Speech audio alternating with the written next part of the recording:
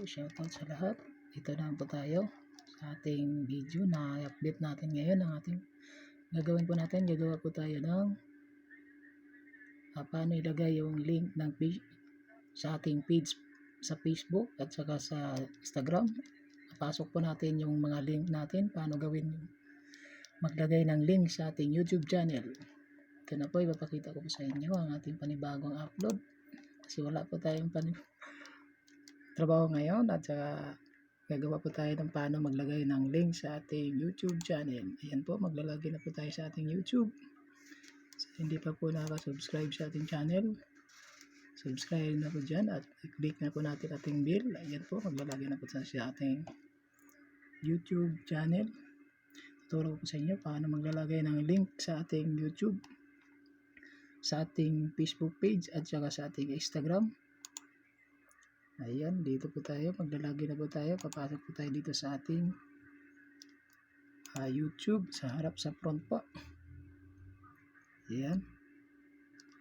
Ito po, dito po tayo papasok sa ating customize channel. Ayan. Paano po tayo, saan po natin ilalagay ang ating mga link sa Facebook page at saka Instagram. Ayan po, nakabukas na po ng ating customize channel. Dito po natin ilalagay yung sa about po ng ating YouTube channel. Ayan, dito po tayo maglalagay ng mga link ng ating Facebook page. Ayan po, dito po siya. Ayan, dito po sa about. Ayan, dito po ang ilalagay natin yung link na yan. Ito po yung link ng para lalagyan natin ng ating YouTube channel, ng link ng Facebook page. Ayan, ito po yung ating Facebook page. Ayan po. Ito po yung Facebook page natin. At saka ito po yung ating Instagram account. Ayan po. Yan po yung ating Instagram. Ipapasok po natin yan. Yung dito sa ating YouTube channel. Kung paano po natin ilalagay.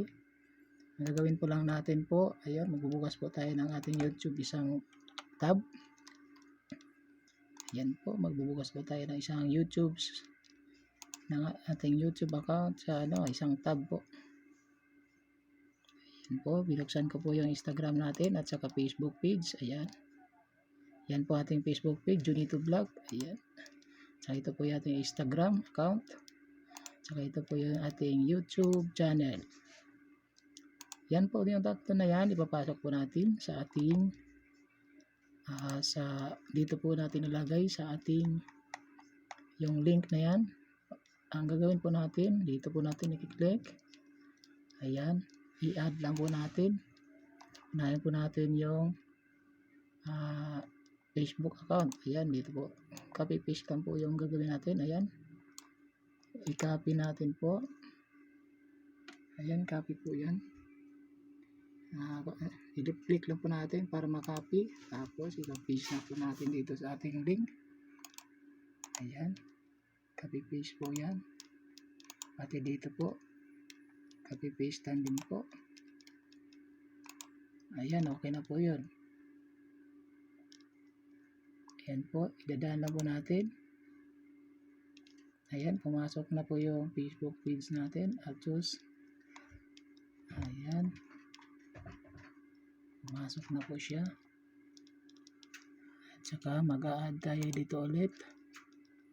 Ayan, i-add po natin ulit dyan yung ito na namang Instagram.